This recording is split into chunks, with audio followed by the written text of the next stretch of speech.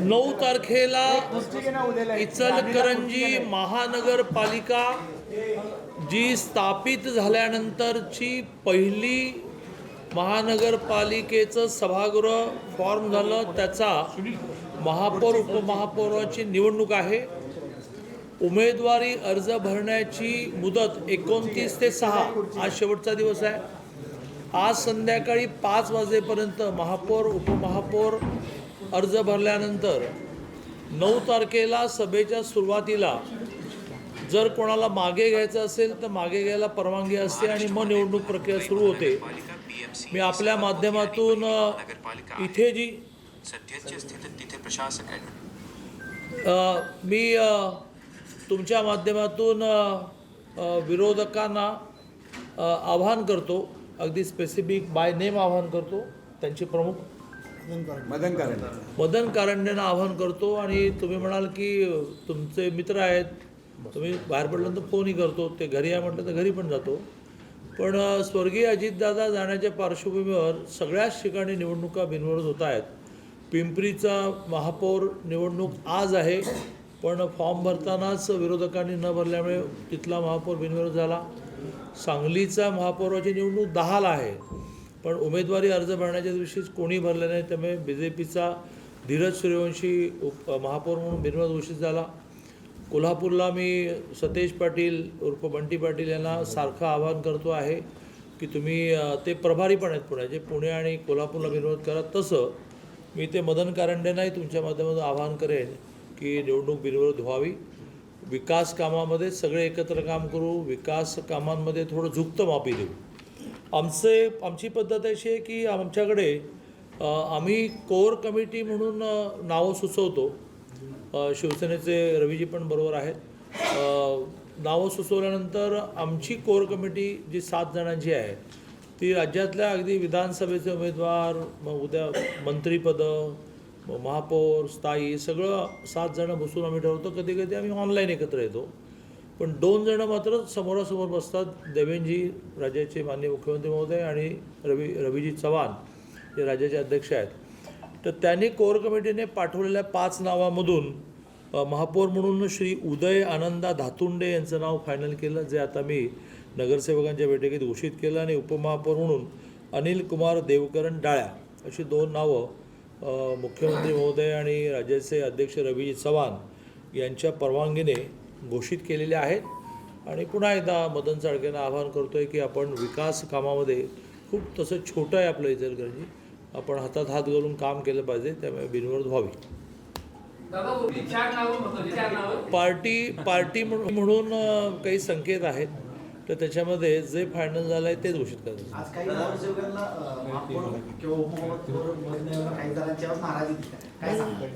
जिवंत माणसाला आवडलं तर आनंद व्यक्त करणं आणि नावडलं तर नाराजी व्यक्त करणं याचा निसर्गानेच अधिकार दिला।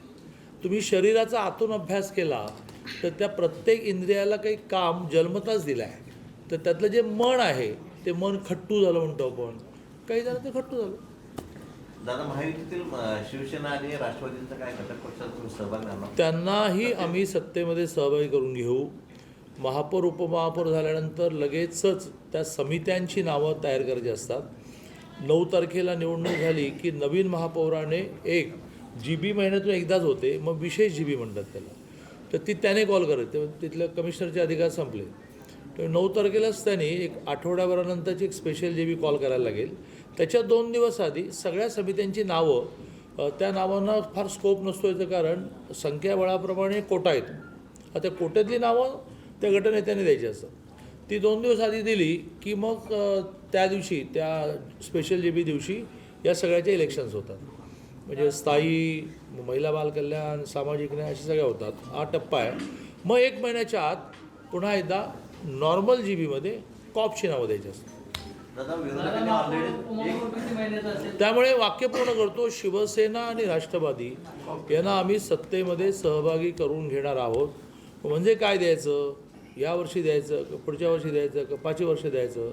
जसं आमचा सांगलीचा पॅटर्न झाला की सांगलीमध्ये राष्ट्रवादीला म्हणजे अजित पवारांच्या राष्ट्रवादीला 16 जणं बरोबर घेत असताना आम्ही असं प्रॉमिस केलं की आम्ही 5ही वर्ष उपमहापौर किंवा स्थायी काहीतरी एक देऊ. मग असं ठरलं की पहिले 2 वर्ष स्थायी नाही उपमहापौर आणि पुढचे 2 वर्ष स्थायी उपमहापौर नाही, शेवटचं वर्ष पुन्हा उपमहापौर. आता हे तिथे ठरलं, तिथे शिवसेनाही बरोबर आली, पण त्यांचे 2च आहेत, त्यांचं ठरवतो आहे की काय देता येईल. मग तिथे शरद पवारांच्या काँग्रेसने इच्छा व्यक्त केली की आमचे 3 बरोबर घ्या, आणि काँग्रेसने पण खूप समजदारी दाखवली की आम्हाला विकास कामामधला झुकतं माप द्या, आम्ही ते मान्य केलं. इथे बसून तर रवीजी आणि दोन्ही आवाडे हळवंकर हे मित्र आहेत, आणि खाजगीत सांगायचं नाही कारण चांगलं आहे तर आम्ही दोघे नातेवाईक पण दादा फॉर्म्युला किती महिन्यात गाव एक आहे. दादा फॉर्म्युला किती महिन्यात नाही नाही, माननीय देवेंद्रजींनी मुख्यमंत्र्यांनी आदेश दिलेला आहे, आणि आमच्याकडे नेत्याची इच्छा ही तर आज्ञा नावाचं वाक्य आहे की नेत्याने आज्ञा द्यायची आणि इच्छा व्यक्त करायची. तर देवेंद्रजीने इच्छा व्यक्त केलेली आहे की 2.5 वर्षच झालं पाहिजे, पण लोकल लेवलला तुम्हाला काही लोकांना ॲडजस्ट करायचे असतात, 1.25 वर्षाच्या खाली एकही दिवस चालणार नाही.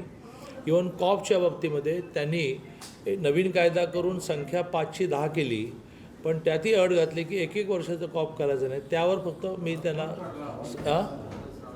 सॉरी 1 वर्ष अजून काय विषय नाही. कॉपच्या विषयामध्ये सुद्धा त्यांनी असं म्हटलेलं आहे की लोकशाहीमध्ये नगरसेवक 5 वर्षाचाच असतो, त्यामुळे 5चे 10 करतानाचा जो निर्णय आहे त्यात 2.5 लिहिता येत नाही, 1 लिहिता येत नाही, ते 5च लिहायला लागतं. ते तुम्ही लोकल लेवलला करा. मग काही ठिकाणी 1-1 करू, पण त्याची देवेंद्रजींची कन्सेंट अजून मला घ्यायची आहे. काही ठिकाणी 2.5 ते मानलेच आहेत, पण मला पुण्यासारख्या ठिकाणी ते 1 करून मिळालं तर मला खूप. आता तिथे 2300 जणांनी इच्छा व्यक्त केली, 165 जणांना तिकीट द्यायची.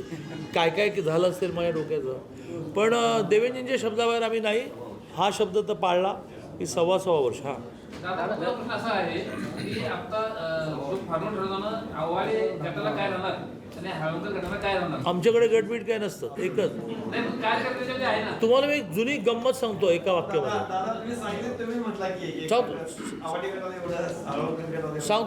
सांगतो.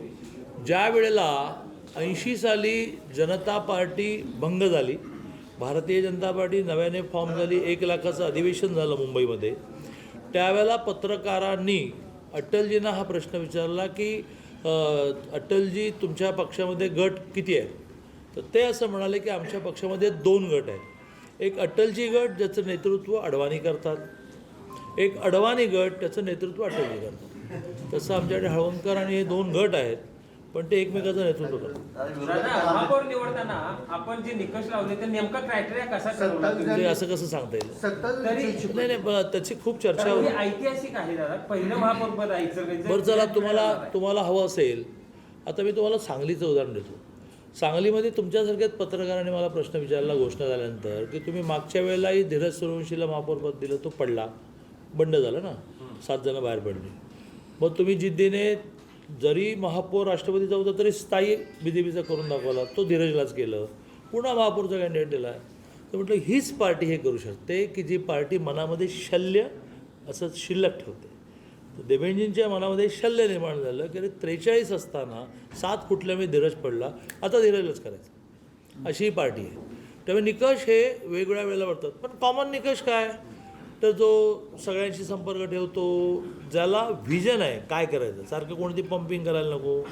व्हिजन नसली तर ब्रीफिंग घेण्याची सवय आहे की बा ते हे नगरला त्यांनी असं कसं काय केलं, मग मला जरा त्याचं ब्रीफिंग करा. असं विकासाची व्हिजन असणारा किंवा विकासाच्या व्हिजनसाठी इतरांची मदत घेणारा, आपल्या सगळ्या सहकार्यांना बरोबर घेऊन जाणारा हे निकष असतात. दादा लोकसभा झाली, विधानसभा झाली, आता महापालिका झाली, हळवणकरांचं 15 वर्ष कधी होणार? तुम्ही वारंवार मला घोषित करायला लावताय. मैदान कधी करायचं? मैदान कधी करायचं? किती तारीख सांगा दादा की तिथं मैदान बुक करता येईल कार्यकर्त्यांना. नाही, आम्हाला हे 2 मोठे नेते आमच्याकडे असल्यामुळे आवाडे हळवंकर 24 तासात मैदान मिळतं, काय काळजी करू. विरोधकांनी ऑलरेडी मी नेहमी सूचक बोलत असतो. तर एप्रिलमध्ये राज्यसभा आधारित पेपरला मोठमोठ्या बॅनरला येईल, राज्यसभा आहे आणि मेमध्ये विधान परिषद आहे. तर ह्या दरम्यान ते होईल. नाही दिलं, लोकसभा विधानसभा त्यांना थंडी दिल्लीची सहन होत नाही. एप्रिलमध्ये काय गॅरेज नाही. एप्रिलमध्ये विधानसभेला तुम्हाला चांगलं जनमत मिळालं, विधानसभेला नगरपालिकेला, महापालिकेला, जिल्हा परिषदला कसं वाटते वातावरण महाराष्ट्रामध्ये? क्लिअर आहे. जिल्हा परिषदेला सुद्धा 12 जिल्हा परिषद निवडणुका आहेत, 8-9 जिल्हा परिषद अशा आहेत की ज्याचा महायुतीचा अध्यक्ष होईल, पण त्यातही BJP सिंगल लार्जेस्ट झाल्यामुळे BJPचाच जिल्हा परिषदेचा अध्यक्ष होईल. आत्ता कोल्हापूर जिल्ह्यामध्ये आपण बसलो तर कोल्हापूर जिल्ह्यामध्ये 68 जिल्हा परिषद आहेत, 34 लागतात, 35 लागतात.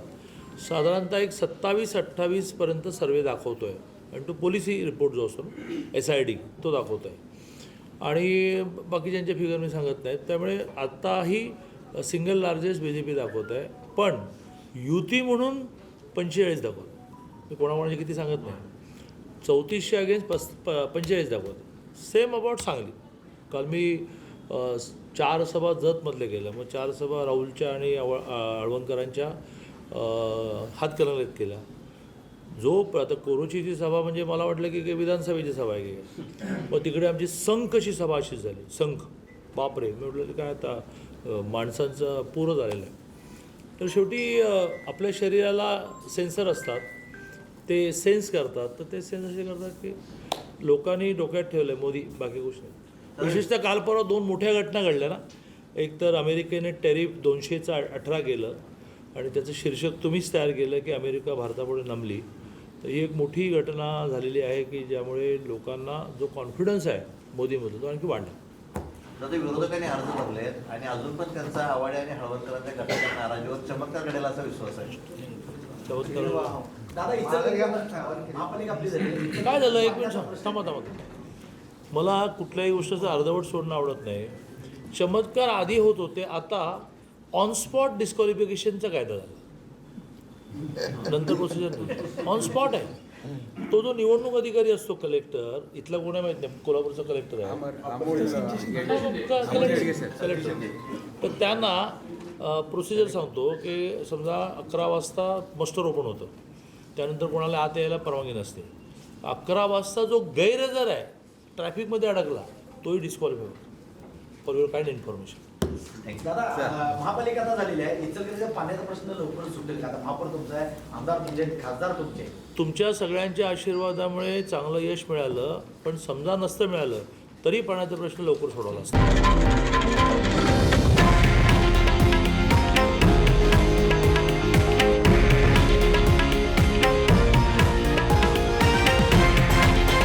हे आहे देशातील नंबर 1 न्यूज नेटवर्क आणि आपण पाहत आहात TV9 मराठी, एकमेव.